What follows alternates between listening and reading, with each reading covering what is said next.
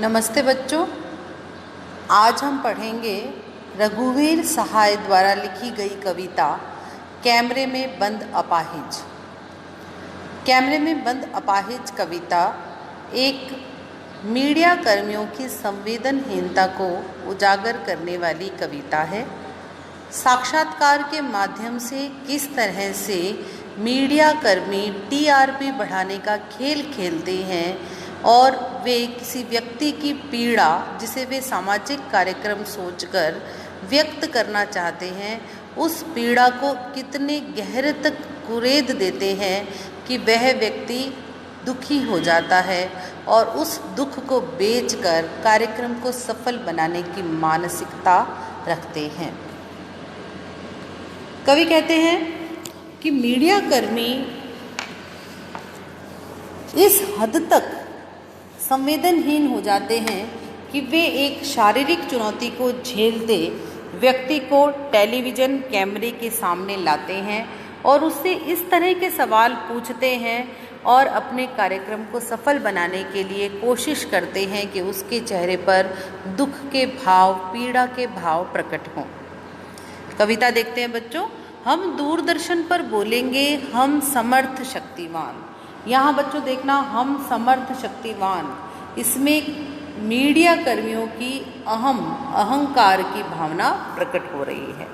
हम दूरदर्शन पर बोलेंगे यहाँ दूरदर्शन किसी चैनल विशेष का नाम नहीं है, यहाँ दूरदर्शन का मतलब है टेलीविज़न। हम टेलीविज़न पर बोलेंगे हम समर्थ शक्तिवान। यहाँ हम शब्द आया है मीडिया के लिए।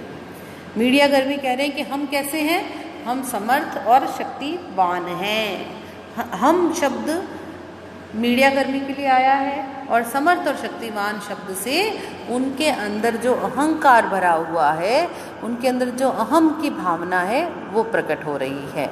हम एक दुर्बल का अर्थ होता है बच्चों कमज़ोर। हम एक कमज़ोर व्यक्ति को लाएंगे एक बंद कमरे में यानी रिकॉर्डिंग रूम में, जहाँ पर हम उसकी रिकॉर्डिंग, उससे इंटरव्यू लेंगे।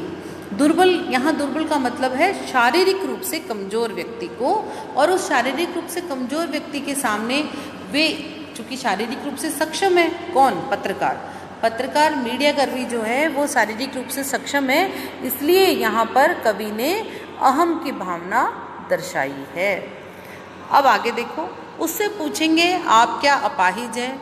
ये जो 3 प्रश्न हैं, इन 3 प्रश्नों की भाषा देखो आप बच्चों। ये प्रश्न अगर किसी भी व्यक्ति से पूछे जाएं तो निश्चित तौर पर उनकी उस व्यक्ति जो मन स्थिति होगी, उस व्यक्ति का जो पीड़ा होगी, उसको हम सहज ही अनुमान लगा सकते हैं। तो मीडिया कर्मी उससे क्या पूछेंगे? हमें दिखाई दे रहा है कि वह व्यक्ति दिव्यांग है, लेकिन फिर भी पूछा जा रहा है, मीडिया कर्मी फिर भी उससे पूछ रहे हैं आप क्या अपाहिज हैं, मतलब आप क्या दिव्यांग हैं। दूसरा प्रश्न, आप क्यों अपाहिज हैं? क्या कोई दिव्यांग व्यक्ति ये बता सकता है कि वह क्यों अपाहिज है? क्या वो हर रोज उस परमपिता परमात्मा से नहीं पूछता होगा कि हे ईश्वर, मुझे आपने दिव्यांग क्यों बनाया? लेकिन फिर भी मीडिया कर्मी उससे इस तरह के प्रश्न इसलिए पूछ रहे हैं ताकि उसे पर्दे पर रुला सकें। आपका अपाहिजपन तो दुख देता होगा, बिल्कुल निसंदेह। कोई भी व्यक्ति अगर दिव्यांग है तो उसे उसका दुख देता होगा अपाहिजपन, उसकी दिव्यांगता उसे दुख देती होगी। लेकिन यह प्रश्न पूछकर उस व्यक्ति की हृदय की पीड़ा को बढ़ाने का प्रयास किया जा रहा है। कैमरा दिखाओ इसे बड़ा बड़ा।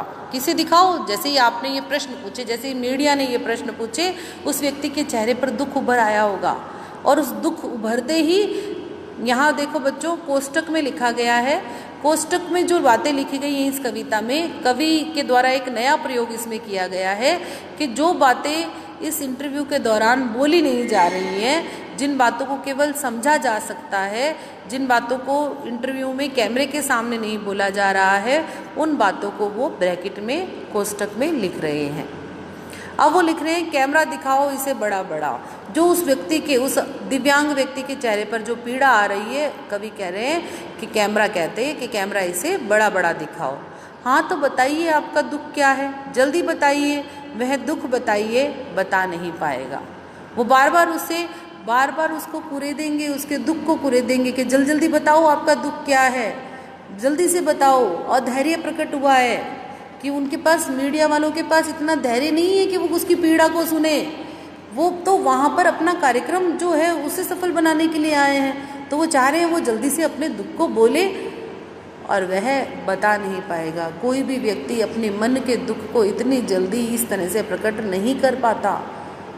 आज इतना ही, बाकी हम नेक्स्ट वीडियो में